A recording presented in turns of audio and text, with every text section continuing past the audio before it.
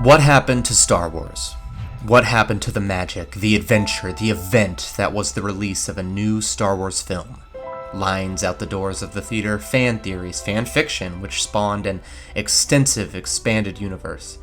Look no further than the current sitting president of Lucasfilm, Kathleen Kennedy.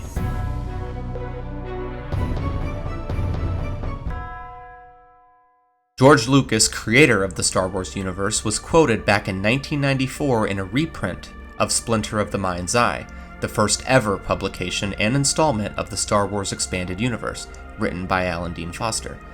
Lucas states the following: "After Star Wars was released, it became apparent that my story, however many films it took to tell, was only one of thousands that could be told about the characters who inhabit its galaxy. But these were not stories I was destined to tell. Instead, they would spring from the imagination of other writers, inspired by the glimpse of a galaxy that Star Wars provided. Today, it is an amazing, if uninspected, legacy of Star Wars that so many gifted writers are contributing new stories to the saga." End quote. I think this quote is a good illustration for how George Lucas felt about the expanded universe.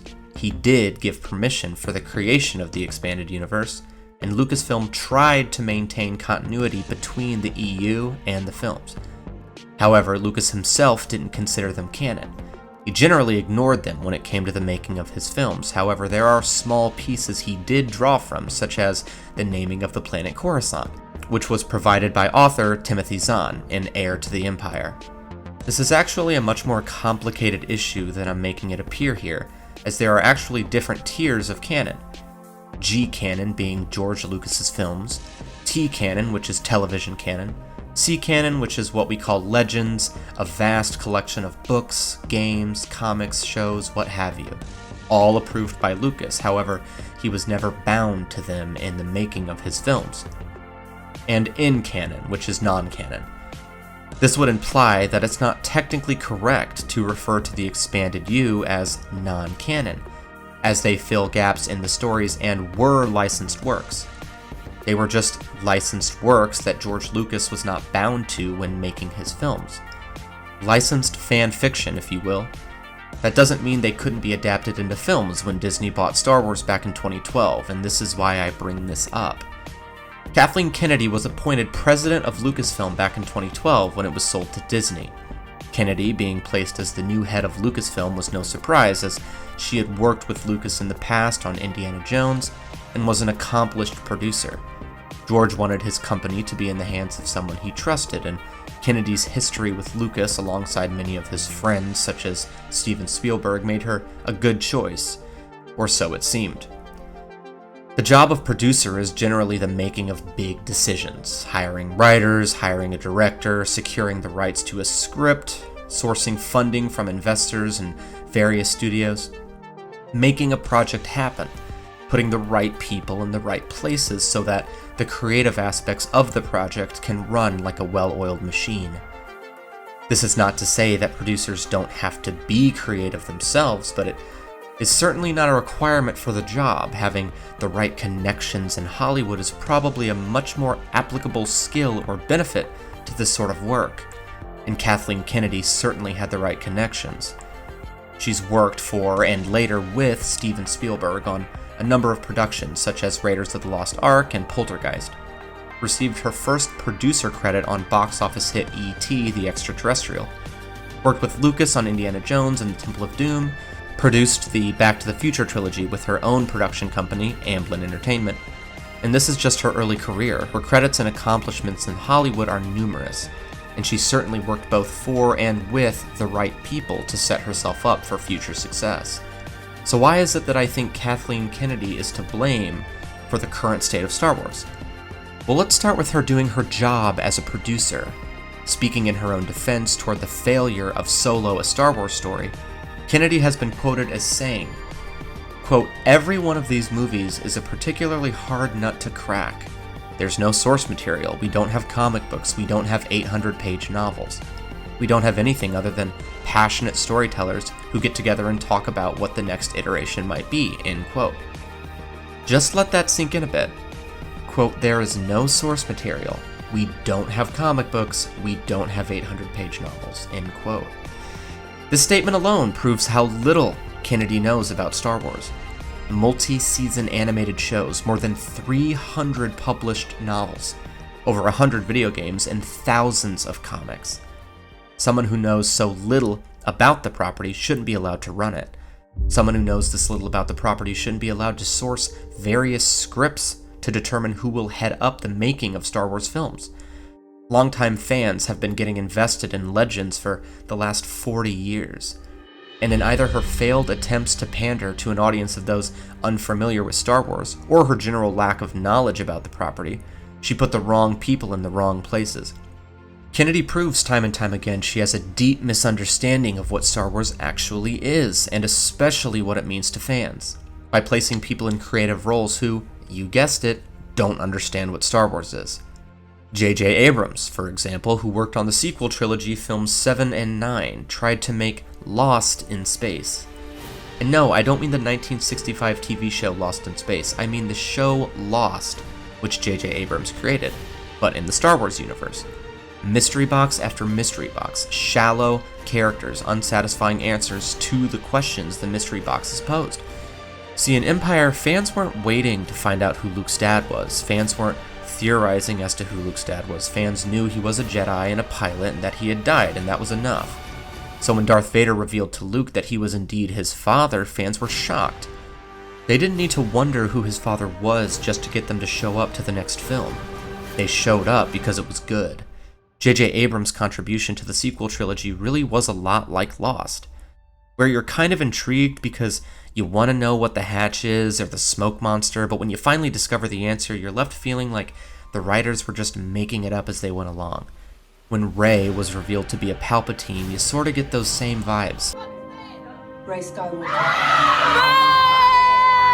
Finn left the Stormtroopers because of reasons. Poe is awesome because we're told he's awesome, and that's just that.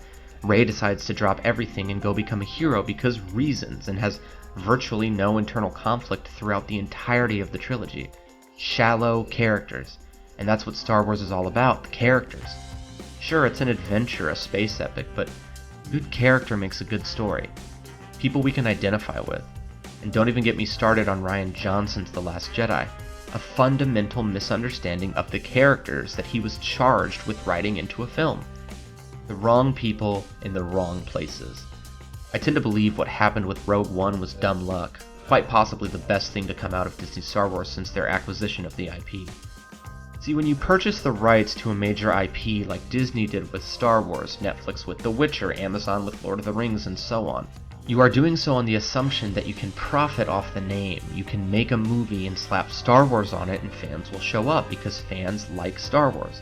But here's the thing, you're investing in the fandom. It's all well and good to hope that people who weren't fans of the IP beforehand will show up to your movie. That's what marketing is for. But to pander to that group of people instead of the fans you invested in is a recipe for disaster. It's become the new norm to criticize fans when a movie or film does poorly. Amazon's The Rings of Power is a perfect example of this. The show was ruthlessly bashed online because it spits in the face of Tolkien and doesn't honor the lore. However, higher-ups at Amazon and numerous news outlets wrote articles speaking about the racist and sexist nature of Tolkien fans. How we couldn't accept a leading lady, or black elves, or black dwarves, what have you. Which isn't the case at all. We couldn't accept Rings of Power because it was an absolute travesty to the world Tolkien created, and had little to do with the casting and far more to do with the story. However, this is the way, it seems, as Star Wars fans have been referred to as toxic and difficult, when in reality, they're just passionate.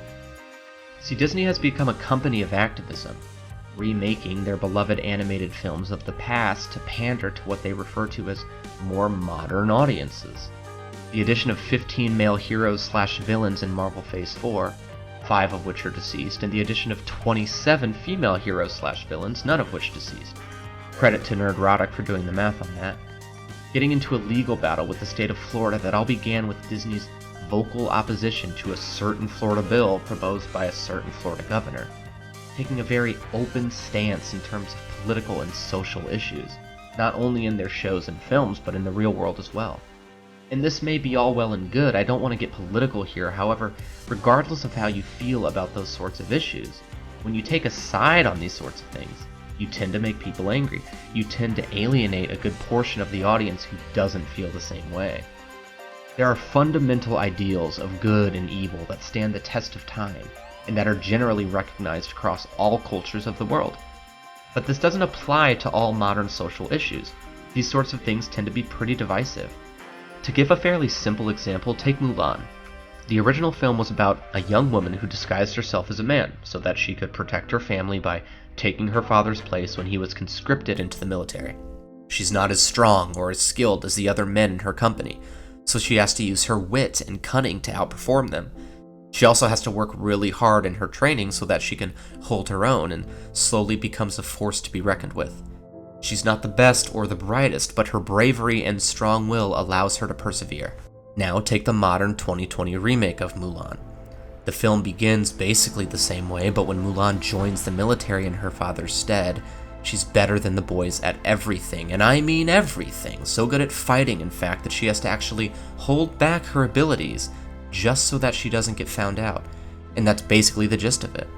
It's easy to see what Disney is trying to do here. They're trying to say, look, girls are just as good as boys, see? And that's all well and good, but at what cost? At the cost of a good story? Late 90s Mulan is a relatable story. It teaches us that with a strong will and perseverance, you can overcome adversity. Work hard and you will succeed. A very important lesson, especially with children. Modern Mulan, on the other hand, teaches a very different lesson. You're good at stuff already. Hard work is for losers. Women are better than men because reasons, and just accept it. At a fundamental level, I suppose what they tried to do is okay, I guess. Girls are just as good as boys, okay, fine, but by remaking this beloved classic, they actually made it worse. They taught us nothing. It's a form of representation at the cost of good story. And there are countless examples of this, especially with big companies like Disney. Women can no longer be the damsel in distress because that's a harmful message. Men can't be too heroic or too capable because that's toxic masculinity. A society of men and women in a fantasy world has to have people of all different races and colors because God forbid there be a little cultural heritage even in a fantasy world. These aren't harmful ideas inherently, but they form an ever-present agenda when it comes to modern storytelling, and tend to sacrifice good story as a result of this incessant need to pander to the Hollywood agenda.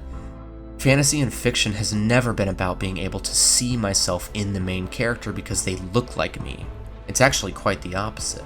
It's being able to relate to someone entirely different from me, seeing someone who comes from a different world or a different time, yet displaying those timeless qualities that make for a hero or a villain. Seeing those sorts of inherent human qualities in somebody from an entirely different world from you, and seeing it from their point of view. And this is where Star Wars comes in. But why bring this up? Well, Kathleen Kennedy is an activist. She had that whole The Force is Female campaign in an attempt to pander to a female audience. She co-founded the Hollywood Commission, whose mission is to, quote, lead the entertainment industry to a strong and equitable future by defining and implementing best practices that eliminate sexual harassment and bias for all workers, especially marginalized communities, and actively promote a culture of accountability and equality, end quote. She also made comments about Star Wars being dominated by a male audience for far too long. These comments came off as pretty flippant toward men who were implied as being dorky for liking Star Wars, even though they were the entire reason the brand had stayed alive for so long. I'm not saying The Force is Female or the Hollywood Commission is a bad thing. I don't love her comments she made about Star Wars being male-dominated, but I bring these things up to showcase the type of person Kathleen Kennedy is. She's not a secret activist who's quietly trying to sneak her social views onto the big screen. She's open about it. But why must this happen at the cost of good story? Why not both? You end up with a protagonist like Rey. Heroic, brave, capable, a total boss at using the Force even though she's had no formal training. Rey Skywalker. There's no growth there. Say what you will about the prequel trilogy, but Anakin's fall from grace was methodical. He trained for years under one of the greatest Jedis of all time. We saw him go from brash and cocky in Episode 2 to a powerful, well-respected Jedi in Episode 3. He honed his abilities. We also saw some deep internal conflict in Anakin at the thought of losing his wife and his inability to save her, which made for good storytelling. Rey, on the other hand, had no internal conflict. She was actually so straightforward and bland that it almost seemed like something had to give, but it never did. She was just good at everything, good person, never questioned herself, and this made for a bland character and a bland story. Kennedy's attempts to win over an audience of people who had no interest in Star Wars to begin with only ended in her alienating the fans she already had. In reference again to her attempts at damage control for Solo, a Star Wars story, Kennedy stated that she had learned from her mistakes and should never recast a core role. This is a famously bad take from Kennedy, as it once again goes to show that not only does she not understand Star Wars, but she can't even learn the right lessons from her mistakes. She was certain that the box office failing was due to the fact that she recast Han Solo, not the fact that we didn't need an origin story for a character who already had an origin. She didn't learn when and how to kill off characters. She didn't learn that fan service isn't always a good thing, especially the way they did it. But the number one lesson that Kennedy has failed to learn in her time as president of Lucasfilm is don't bite the hand that feeds you. Don't insult the fans, whether it be verbally or in the form of stories you choose to greenlight.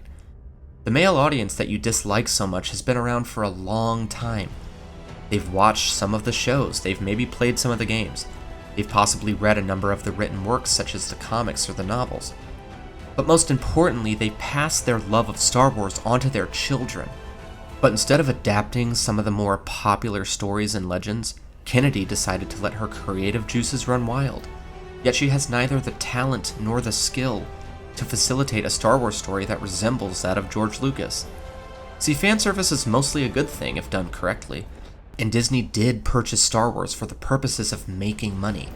The fans were already there, and we didn't ask for much, but what we got was an insult.